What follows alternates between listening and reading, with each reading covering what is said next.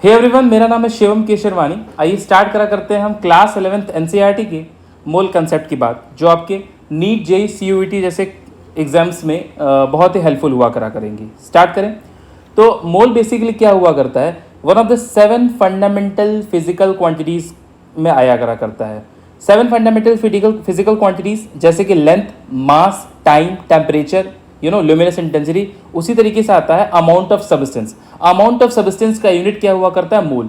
तो मोल बेसिकली क्या है, वो कलेक्शन ऑफ पार्टिकल्स हुआ करता है। मतलब किसी भी केमिकल सब्सटेंस को मेजर करना है तो वो मोल के टर्म्स में उसको मेजर किया जाता है केमिस्ट्री के अंदर। तो मोल बेसिकली क्या होता है, अगर हम शब्दों में अगर हम बात करें तो वो कलेक्शन ऑफ पार्टिकल्स हुआ करता है, जो मेजर करने का उसका एक ऐसा यूनिट हुआ करता है, मोल। क्लियर है? अच्छा, अब बाय डेफिनेशन अगर हम बात करूं यहाँ पर, तो सी देखिए, कार्बन जैसे है तो कार्बन हमारा नेचर में पाया जाता है। तो कार्बन के 3 आइसोटोप होते हैं, C12, C13, C14, C12, C13, C14।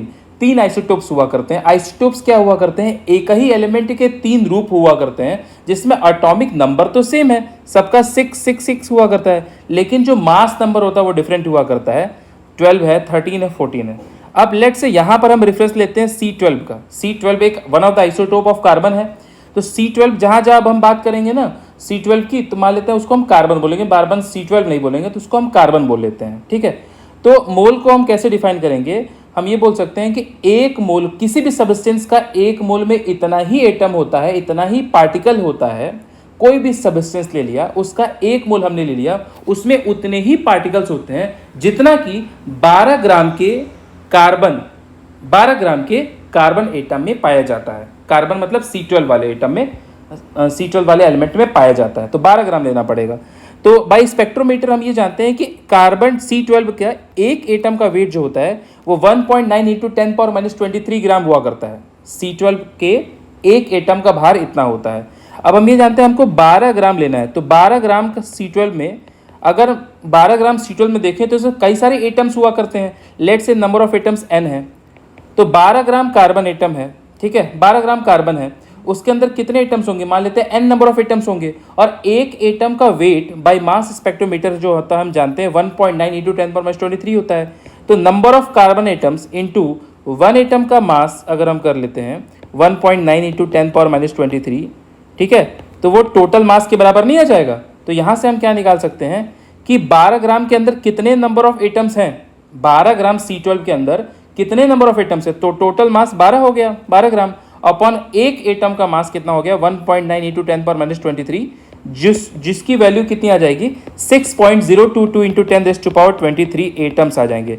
इसका मतलब ये है कि 12 ग्राम के C12 आइसोटोप के एलिमेंट में टोटल 6 × 10⁻23 एटम्स आया करते हैं। वो इतने ही एटम्स होते हैं जितना कोई भी सब्सटेंस का एक मोल में हुआ करता है। इन शॉर्ट, इन समरी हम ये बोल सकते हैं कि 1 mole of any substance contain the same number of atoms, either molecules, either particles, उतने ही पार्टिकल्स होंगे जितना कि 12 ग्राम के C12 में पाए जाते हैं, जो कि यहाँ पर हमने निकाल के ले आया 6.022 × 10⁻23।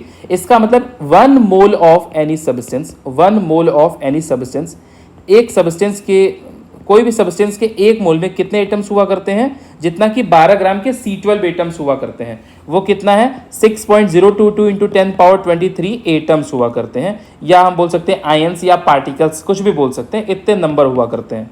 तो किसी भी सब्सटेंस के एक मोल में 6.022 × 10⁻23 पार्टिकल्स हुआ करते हैं, चाहे वो एटम्स हो गए, चाहे आयंस हो गए, चाहे मॉलिक्यूल्स हो गए, ये दिमाग में रखे रहना है। ठीक है, ये नंबर इतना स्पेशल हुआ करता है ना 6.022 × 10⁻23 कि इसको हमने कह दिया अवोगाड्रो नंबर। Na से हम रिप्रेजेंट करते हैं, इसका नाम हो गया अवोगाड्रो नंबर। क्या नाम हो गया इसका, अवोगाड्रो नंबर। क्या नाम हो गया इसका, अवोगाड्रो नंबर। क्लियर है? चल, इसका मतलब अगर हम मोल्स के फॉर्मूला की अगर मैं बात करूं तो नंबर ऑफ मोल्स अगर हमको निकालना होता है, नंबर ऑफ मोल्स n बराबर क्या हो गया, कोई भी सब्सटेंस का अगर हमको नंबर ऑफ मोल्स निकालना है तो हम बोल देंगे गिवन मास, कितना मास दिया हुआ है, अपॉन मोलर मास। गिवन मास अपॉन मोलर मास, ये हो गया। कोई भी सब्सटेंस उसका मास दिया होगा, आपका क्वेश्चनर उसका मास दिया रखा है, अपॉन मोलर मास कर देंगे तो नंबर ऑफ मोल्स निकल के आ जाएगा। अगर मैं वॉल्यूम के टर्म्स में बात करूँ तो नंबर ऑफ मोल्स बराबर volume of the substance in litre upon volume of solution litre upon 22.4 litre at NTP और STP, standard temperature and pressure और normal temperature and pressure. Clear है? तो वॉल्यूम अपॉन 22.4, ये भी मोल्स का एक formula हुआ करता है। मोल्स को अगर नंबर ऑफ पार्टिकल्स के टर्म्स में लिखना है तो n upon N A, where n बराबर given number of particles, n A बराबर अवोगैड्रो नंबर, n ए बराबर अवोगैड्रो नंबर। मोल्स की अगर मैं यहाँ पर बात करूँ तो मोल्स का एक और फार्मूला जो यहाँ पर नज़र आता है वो क्या हुआ करता है, तो अगर मैं यहाँ पर मोल्स की ही बात करता हूँ तो मैं ये बोल सकता हूँ कि मोल्स बराबर क्या होता है, molarity into volume of solution in litre, जो कि आगे हम क्लास 12 में पढ़ेंगे। अभी आपको फिलहाल ये 3 फार्मूलेस की ज़रूरत है, ठीक है। चलो, तो एक चीज़ बहुत अच्छे से क्लियर होना चाहिए कि अब अगर हम हमारा एक ओवरऑल जो होता है फॉर्मूला, अगर इसको हम यहाँ पर राइट डाउन करें तो मोल्स बराबर क्या होता है, given mass upon molar mass is equal to volume in litre upon 22.4 at STP और NTP, normal temperature and pressure, standard temperature and pressure, एक स्पेसिफिक कंडीशंस हुआ करता है टेम्परेचर प्रेशर का, इज इक्वल टू हम बोल सकते हैं नंबर ऑफ पार्टिकल्स के टर्म्स में मोल्स इज इक्वल टू क्या होता है, given number of particles upon Avogadro number which is equal to 6.022 into 10⁻23। Clear है, ये फॉर्मूला हमको याद होना चाहिए, ये तीनों फॉर्मूलाज हमको अच्छे से लर्न होना चाहिए। क्लियर है, तो बोलो मोल्स बराबर क्या होता है, given mass upon molar mass बराबर क्या होता है, वॉल्यूम के टर्म से मैं अगर बात करूं तो volume upon 22.4 litre at STP और NTP, हमेशा देना एट STP और NTP इज इक्वल टू, अगर हम नंबर ऑफ नंबर के टर्म्स में अगर मैं बात करूं, नंबर ऑफ एटम्स या नंबर ऑफ पार्टिकल्स के टर्म्स में बात करूं तो मोल्स बराबर क्या होता है, given number of particles upon Avogadro number which is equal to 6.022 into 10⁻23। एक मोल कोई भी सब्सटेंस है उसके अंदर Na पार्टिकल्स हुआ करते हैं, एक मोल कोई भी सब्सटेंस है उसके अंदर Na पार्टिकल्स हुआ करते हैं, ये बात क्लियर होनी चाहिए। अब बताइए एटॉमिक मास यूनिट क्या हुआ करता है, तो कार्बन के 3 isotopes C12, C13, C14, C12 की अगर मैं बात करूं तो इसके वेट का 1/12 पार्ट जो होता है उसका जितना मास होगा वही उसका क्या होगा, एटॉमिक मास यूनिट होगा। तो हम ये जानते हैं कि C12 का एक एटम अगर हम ले लेते हैं, C12 का, तो उसका वेट जो होता है वो अभी हम ऊपर देखे थे, मास स्पेक्ट्रोमीटर के कारण आया था 1.9 समथिंग इंटू 10⁻⁻23 आ जाया करेगा ग्राम। तो एक एटम C12 का इतना वेट हुआ करता है, उसका 1/12 लेना है, 1/12। तो 1/12 का वेट अगर हमको करना है डिटरमाइन, तो 1.9 इंटू 10⁻⁻23 अपॉन 12 कर देंगे। तो ये वैल्यू अगर मैं इसको सॉल्व करूँगा जब, तो ये वैल्यू आएगी 1.67 इंटू 10⁻⁻24 ग्राम, जो कि 1 AMU के बराबर होता है। इसका मतलब कि 1/12 part of weight of C12 atom को हम क्या कहते हैं, एटॉमिक मास यूनिट, जिसका एक्चुअली में जो मास होता है वो कितना होता है, 1.67 इंटू 10⁻⁻24 ग्राम।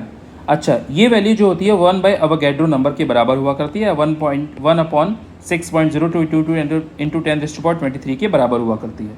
इसका मतलब हमको ये चीज़ क्लियर हो गया कि 1 AMU, 1 एटॉमिक मास यूनिट जो होता है वो किसके बराबर हुआ करता है, वो मास ऑफ C12 एटम के मास का 1/12 पार्ट हुआ करता है, जो कि 1.67 इंटू 10⁻⁻24 ग्राम हुआ करता है।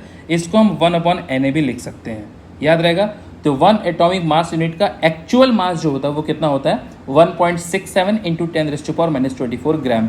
ये बात बहुत अच्छे से आपको याद रहना चाहिए। क्लियर है, ठीक है, आगे बढ़ते हैं। अच्छा, ये 1 अपॉन Na के बराबर हुआ करता है। इसका मतलब अगर मैं यहाँ पर बोलूँ, ठीक है, अगर किसी का मास जो होता है, किसी का अगर मास मान लेते हैं O2 है, तो उसका मान लेते हैं इसका 32 AMU आ गया। तो 32 AMU का अगर मैं एक्चुअल मास अगर कैलकुलेट करूँ तो 1 AMU बराबर कितना होता है, 1.67 इंटू 10⁻⁻24 ग्राम।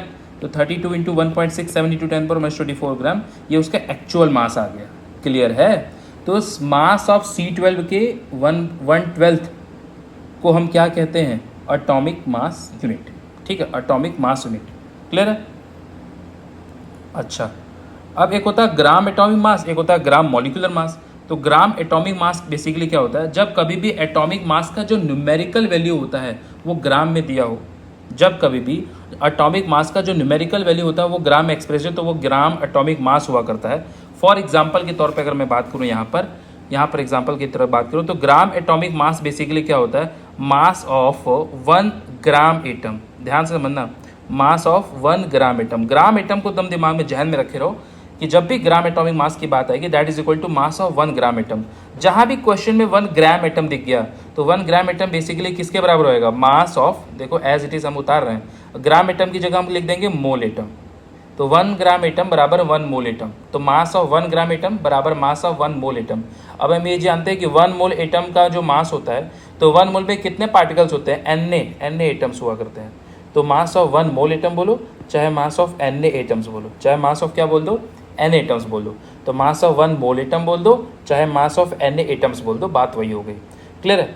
तो मास ऑफ 1 मोल एटम का मास जो होता है उसके मोलर मास के बराबर होता है, ये लगभग जो होता है जो भी उसका मोलर मास होगा उसके बराबर आ जाएगा।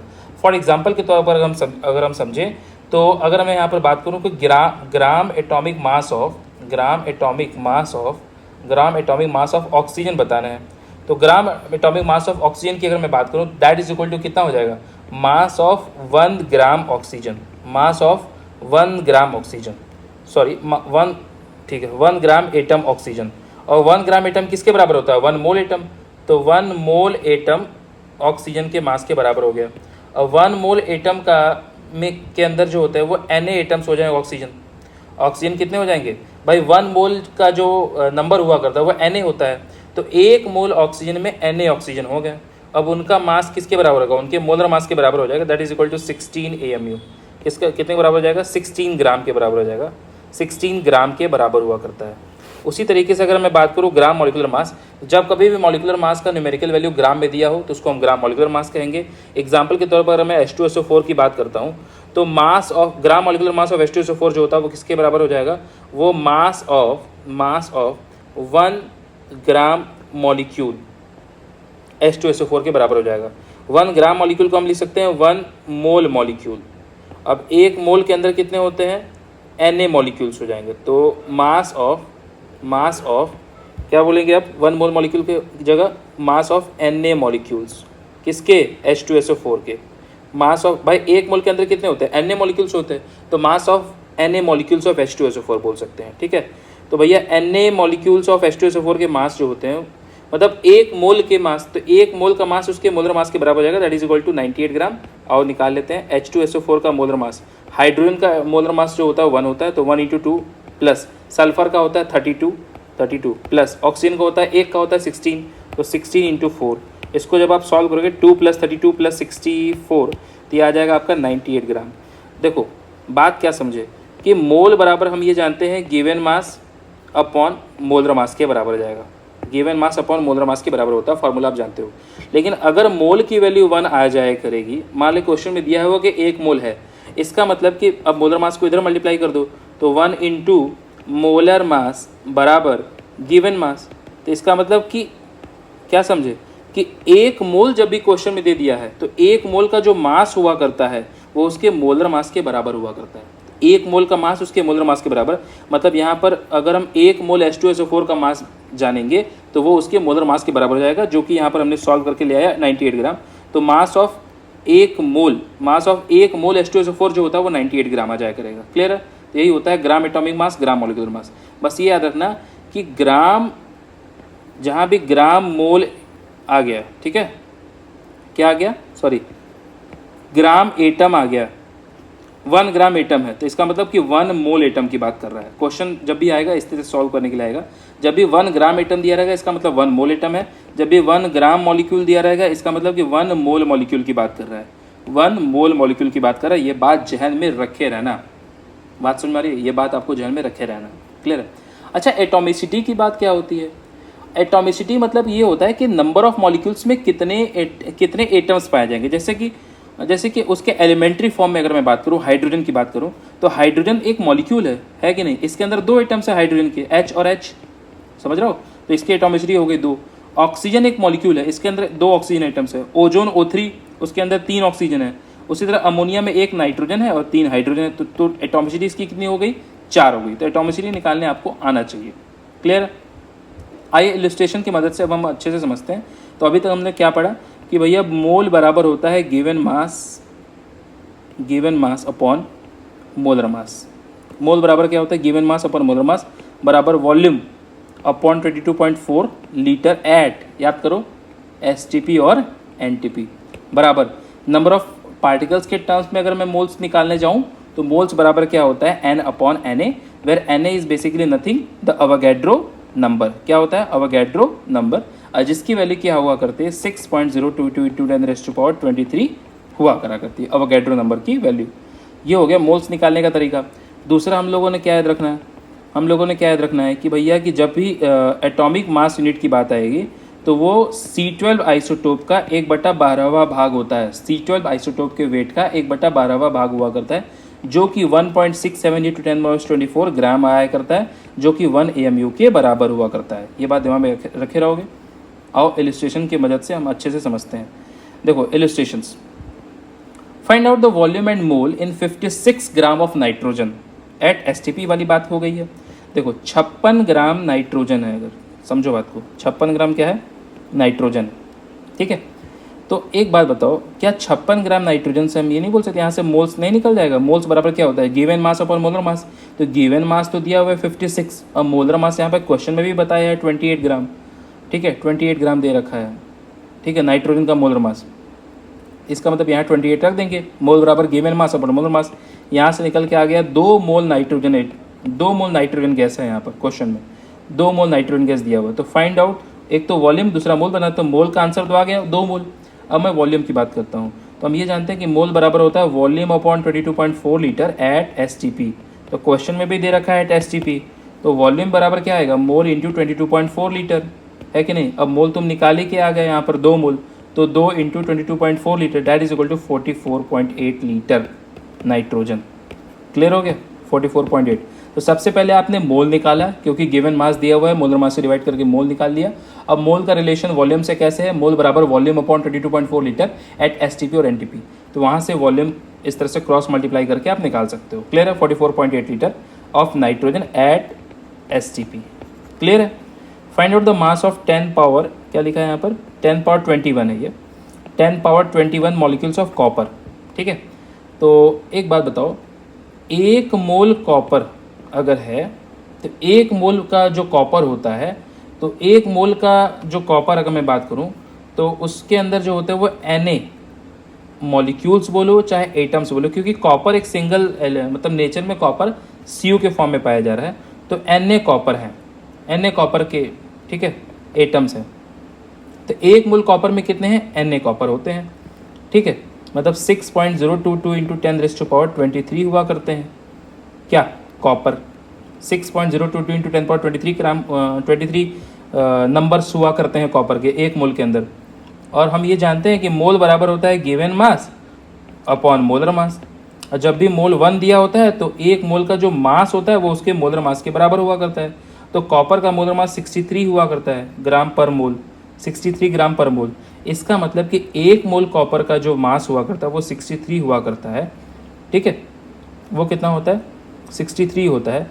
तो 63 ग्राम दिया हुआ है कितने नंबर्स का, 6.022 10⁻23 कॉपर का। तो 6.022 इंटू 23 कॉपर के नंबर्स हैं, उनका टोटल का वेट दिया हुआ है 63 ग्राम। तो 10⁻21 का पूछा है, तो पहले 1 का निकालो, तो 63 अपॉन 6.022 इंटू 10⁻23। उसी तरीके से 10⁻21 का निकाल दो, तो 63 अपॉन 6.022 इंटू 10⁻23 इंटू 10⁻21। इसको जब आप सॉल्व करोगे तो यहाँ नीचे आ जाएगा 10⁻2, और अच्छे से सॉल्व करोगे तो ये लगभग 10 बार में जैसे कट गया। तो 10 इंटू 10⁻2 ऊपर चला जाएगा, 10⁻2, तो ऊपर ओवरऑल जो होता है वो 10⁻1 आ जाएगा, दैट इज इक्वल टू 0.1 ग्राम आ जाया करेगा। क्या आ जाएगा इसका आंसर, 0.1 ग्राम आ जाया करेगा। क्लियर है, इसका आंसर क्या आ जाया करेगा, 0.1 ग्राम आया करेगा। 0.106 इस तरह से आप दिमाग में रखे रहना, 0.106 करके आ जाया करेगा। क्लियर है।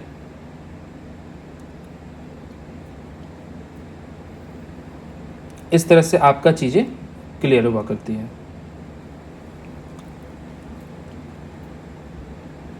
अब आगे क्वेश्चन नंबर 3 में क्या बोल रहा है, 0.5 ग्राम मॉलिक्यूल ऑफ ऑक्सीजन के पास। तो भैया ग्राम मॉलिक्यूल आ गया, हम बोले थे क्वेश्चन में जब कभी भी ग्राम एटम या ग्राम मॉलिक्यूल दिख जाए तो ग्राम एटम की जगह हम लिख देंगे मोल एटम, और ग्राम मॉलिक्यूल की जगह हम क्या लिख देंगे, मोल मॉलिक्यूल। ये तो पता है, मोल मॉलिक्यूल। तो यहाँ पर हाफ ग्राम मॉलिक्यूल है, मतलब हाफ मोल मॉलिक्यूल है ऑक्सीजन का, हाफ मोल मॉलिक्यूल, तो उसका मास बताना है। तो हाफ मोल ऑक्सीजन है कुल मिला के, हाफ मोल ऑक्सीजन है कुल मिला के। तो हम ये जानते हैं कि 1 मोल अगर होता, तो ऐसे छोड़ो भैया, मोल बराबर होता है गिवन मास अपॉन मोलर मास, सही बोल रहा है। मोल बराबर क्या होता है, गिवन मास अपॉन मोलर मास हुआ करता है। तो भैया मोल की वैल्यू हाफ दे रखी है और गिवन मास हमको निकालना है, और मोलर मास ऑक्सीजन मॉलिक्यूल का कितना होता है भाई, एक ऑक्सीजन का जो एटॉमिक नंबर होता है वो 8 होता है, लेकिन उसका जो मोलर मास होता है वो 16 होता है, लेकिन ऑक्सीजन मॉलिक्यूल है ना, तो 16 × 2 करना पड़ेगा, तो ये 32 आ जाया करेगा, है कि नहीं। तो इसका मतलब मोलर मास यहाँ पर 32 निकाल दो, तो गिवन मास की वैल्यू क्या आ जाया करेगी बेसिकली, तो 32/2 दैट इज इक्वल टू 16 आ जाया करेगा। तो मास तो निकल के आ जाएगा 16 ग्राम, ठीक है।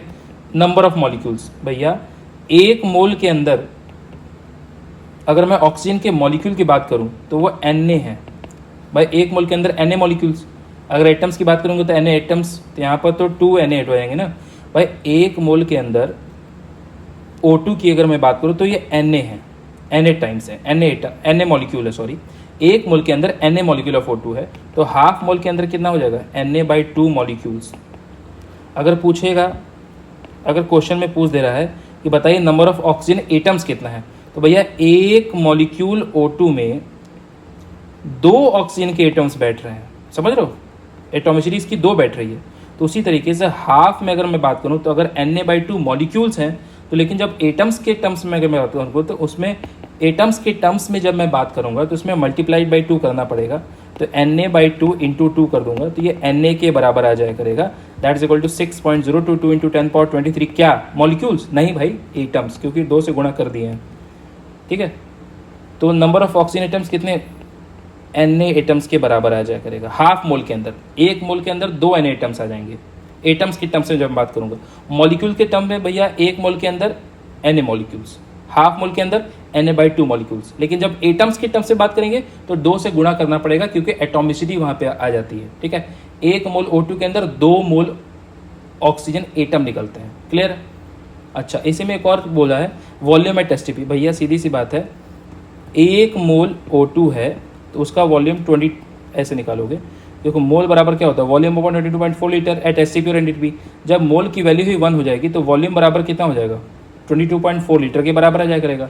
तो 1 मोल अगर कोई गैस है एट STP और NTP तो उसका वॉल्यूम 22.4 लीटर ही हुआ करता है। तो 1 मोल ऑक्सीजन गैस है तो उसका वॉल्यूम कितना हो जाएगा, 22.4 लीटर। तो यहाँ पर कितना दे रखा है, हाफ मोल क्वेश्चन में दे रखा है, तो हाफ मोल में 22.4 लीटर का हाफ कर दो तो 11.2 लीटर आंसर आ जाया करेगा, क्लियर है। तो नेक्स्ट क्वेश्चन की अगर मैं यहाँ पर बात करूँ, बोल रहा which of the following contains maximum number of oxygen atoms, maximum number of oxygen atoms की बात हो रहा है। अच्छा, ऑप्शंस में यहाँ पर मासेस दिए हुए हैं, तो याद रखना जब भी मास दिया हुआ है उससे पहले मोल निकालो, क्योंकि मोल का सीधा रिलेशन नंबर ऑफ पार्टिकल से पता है, N/Na। तो सबसे पहले मास से हमको फटाफट क्या निकालना है, मोल। तो 1 ग्राम ऑक्सीजन दिया हुआ है, 1 ग्राम ऑक्सीजन एटम दिया हुआ है, यहाँ पर O सिर्फ O लिखा हुआ है। तो गिवन मास तो 1 ग्राम हो गया। मोलर मास ऑक्सीजन का कितना होता है भाई, 16 हुआ करता है, तो 1/16 हो जाया करेगा, ये मोल निकल के आ गया, ठीक है। अच्छा, उसी तरह से 1 ग्राम अगर ऑक्सीजन मॉलिक्यूल दे रखा है तो गिवन मास अपॉन मोलर मास किसका कितना हो जाएगा, 16 × 32, ये क्या निकल के आ जाएगा, ये मोल निकल के आ गया। उसी तरीके से 1 ग्राम ओजोन की अगर मैं बात करूँ तो गिवन मास अपॉन मोलर मास कितना हो जाएगा, 16 × 3 = 48, मोल निकल के आ गया। अब हम ये जानते हैं कि मोल बराबर क्या होता है, number of particles upon Avogadro number. तो नंबर ऑफ पार्टिकल्स बराबर क्या हो जाएगा, मोल्स इंटू अवोगैड्रो नंबर हो जाया करेगा। तो नंबर ऑफ पार्टिकल्स बराबर मोल्स इंटू अवोगैड्रो नंबर। तो मोल्स तो पता है, सब में अवोगैड्रो नंबर से अगर मैं मल्टीप्लाई कर दूं तो क्या नंबर ऑफ पार्टिकल्स आ जाया करेंगे, नंबर ऑफ एटम्स, हाँ सही बात है, बिल्कुल आ जाया करेंगे। तो यहाँ पर देखिए सिंगल एटम है तो यहाँ पर क्या लिख सकते हैं, Na/16 आ जाया करेगा। लेकिन यहाँ पर देखेंगे तो ये ऑक्सीजन के मॉलिक्यूल्स निकल के आ जाएंगे, ऑक्सीजन के मॉलिक्यूल्स निकल के आ गए। लेकिन हमको यहाँ पर कुछ पूछा है ऑक्सीजन के एटम्स, तो इसकी एटोमिसिटी 2 है तो 2 से इन मल्टीप्लाई करना पड़ेगा। उसी तरीके से यहाँ पर भी Na/48 तो आ गया, लेकिन इसमें 3 से मल्टीप्लाई करना पड़ेगा, तब नंबर ऑफ ऑक्सीजन एटम्स आएंगे। इसको सॉल्व करेंगे अगर हम तो Na/16 आ गया ऊपर वाला, ये आ गया इतना Na/16, ये भी आ गया। इसको 3 से अगर काटेंगे 16 टाइम्स से कटेगा, Na/16, मतलब कि तीनों ऑप्शंस में जो नंबर ऑफ ऑक्सीजन एटम्स हैं वो सेम है। इसका मतलब option number 4 is the right answer. Next question की अगर मैं यहाँ पर बात करूँ, बोल रहा 4.4 gram of an unknown gas occupies 2.24 litre of volume at STP। तो मोल का यहाँ सिंपल सी बात है, जब भी वॉल्यूम की बात आई तो मोल निकालो, क्योंकि मोल का हमारा वॉल्यूम के साथ सीधा रिलेशन है, volume 22.4 litre at STP। Clear है, तो मोल निकालो। तो 4.4 ग्राम है कोई अननोन गैस का, तो गिवन मास अपॉन मोलर मास।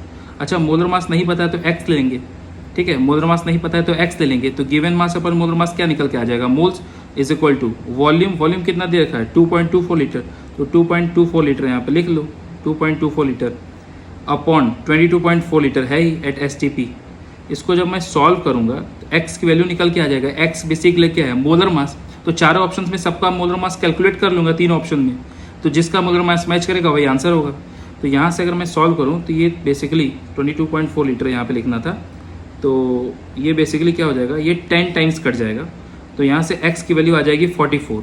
तो 44 किसका है मोलर मास, देखो एंड नाइट्रोजन का होता है, एक नाइट्रोजन का होता है 14, दो नाइट्रोजन का 14 टू 28, तो 28 प्लस इसका हो जाएगा ऑक्सीजन का 16, तो ये बेसिकली कितना हो जाएगा 44 हो जाएगा रहेगा।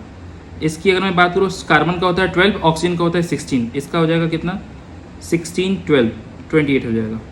अगर मैं यहाँ पर बात करूँ, कार्बन का होता है 12, ऑक्सीजन का होता है 16 2 32 हो जाएगा यहाँ पर, तो ये भी 44 आ जाएगा रहेगा। इसका मतलब पहला और तीसरा का 44 आ रहा है, ये दोनों ऑप्शन करेक्ट हैं, इसका मतलब option number 4 is the right answer. Next question की अगर मैं बात करूँ, बहुत अच्छा क्वेश्चन है, ध्यान से समझना, थोड़ा सा ट्रिकियर है इसलिए बहुत आराम से समझना। देखो बोल रहा है अगर 3 × 10⁻20 मॉलिक्यूल्स जो होते हैं वो निकाल लिए गए हैं फ्रॉम 98 मिलीग्राम ऑफ H2SO4, ठीक है, then number of moles of H2SO4 left are, मतलब कुछ में से कुछ निकाल लिए गए तो बचा कितना, तो मोल के टर्म में सब लिख लो, तभी तो नंबर ऑफ मोल्स निकल के आएंगे। तो 3 × 10⁻20 है, जैसे 3.01 या 3 हमने डायरेक्ट लिख लिया, 3 × 10⁻20 मॉलिक्यूल्स दिए हुए हैं H2SO4 के।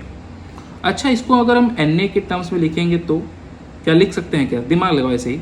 अच्छा मान लेते हैं, अच्छा Na का वैल्यू कितना होता है 6 × 10⁻23 होता है, ठीक है, तो ये वैसे ही लग रहा है 3 × 10⁻20, लेकिन अगर इसमें 10⁻3 और 10⁻3 का ऊपर नीचे क्रॉस मल्टीप्लाई कर देंगे, मतलब न्यूमरेटर में मल्टीप्लाई कर दो डिनोमिनेटर में भी, तो कोई फ़र्क तो पड़ेगा नहीं, अल्टीमेटली ये कैंसिल आउट हो जाया करेगा, है कि नहीं। तो अगर मैं यहाँ पर ऊपर वाले को देखूँ तो ये कितना आ जाएगा 3 × 10⁻23, और नीचे वाले को 10⁻3 ले लूँगा, ठीक है, 10⁻3 ले लूँगा। क्या ये वैल्यू जो है वो Na/2 के बराबर नहीं है, बिल्कुल है, इंटू 10⁻3 ले लेते हैं। हम क्या निकाल रहे हैं, इस चीज़ को हम Na के टर्म्स में निकाल रहे हैं, तो हम लिख सकते हैं यहाँ पर ये कितना है Na/2 इंटू 10⁻³ ऊपर ले गया, इतना लिख सकते हैं, इतना मॉलिक्यूल, इतना बोले चाहे ये बोल दें, N इंटू 10⁻³ मॉलिक्यूल बोल दें, क्लियर है। अब हम मोल निकालें, क्योंकि सबको मोल के टर्म में निकालना होगा, तभी ना माइनस करेंगे तो आंसर मोल में आएगा। तो मोल बराबर number of given particles upon Avogadro number, तो नंबर ऑफ गिवन पार्टिकल्स कितना है Na/2 इंटू 10⁻³ अपॉन Na करना है, ठीक है, ये हो गया, मोल्स निकल के आ जाएगा, इतने निकाले गए, तो इसको कैंसिल आउट करेंगे तो कितना आ जाएगा 10⁻³ या 0.5 इंटू 10⁻³ मोल, क्लियर। इतने मॉलिक्यूल्स निकाले गए किससे, 98 मिलीग्राम से, तो 98 इंटू 10⁻³ ग्राम हो गया H2SO4। तो इसको भी मोल में बनाओ, तो गिवन मास तो दिया हुआ H2SO4 का, अपन मोलर मास कितना होता है 98, पहले वाले क्वेश्चन में निकाले थे H2SO4 का मोलर मास, सॉल्व करेंगे तो ये कितना आ जाएगा 10⁻³ ग्राम। इसका मतलब कि 10⁻³ ग्राम H2SO4 में से 0.5 इंटू 10⁻³ मोल आएगा, 10⁻³ मोल आएगा। इसका मतलब कि क्वेश्चन के अनुसार बोला गया है कि 0.5 इंटू 10⁻³ निकाल गया है, 0.5 इंटू 10⁻³ मोल H2SO4 को निकाला गया है फ्रॉम 10⁻³ मोल H2SO4 से। तो कितना बचा, तो फाइनल माइनस इनिशियल कर देते हैं, तो 1 इंटू 10⁻³ में से 0.5 इंटू 10⁻³ मोल निकाल दिया गया, तो बचा कितना। अब एक में से अगर आधा घटाओगे तो आधा ही तो बचेगा, तो 0.5 इंटू 10⁻³ मोल H2SO4 बचेगा, 0.5 इंटू 10⁻³ मोल H2 से रहेगा, option number 2 is the right answer. Clear है, मतलब मॉलिक्यूल्स दिया है चाहे मास दिया है, सबको मोल्स में कन्वर्ट कर लो, फिर मोल्स को मोल से घटा दो तो बचा हुआ मोल्स के अंदर, मोल्स के फॉर्म में आंसर आ जाया करेगा। क्लियर है, चलो यहाँ तक टॉपिक ख़त्म होता है। Thank you so much. बाकी आगे के टॉपिक्स जैसे कि वेपर डेंसिटी वाली बात होगी तो नेक्स्ट लेक्चर में हम स्टार्ट करेंगे।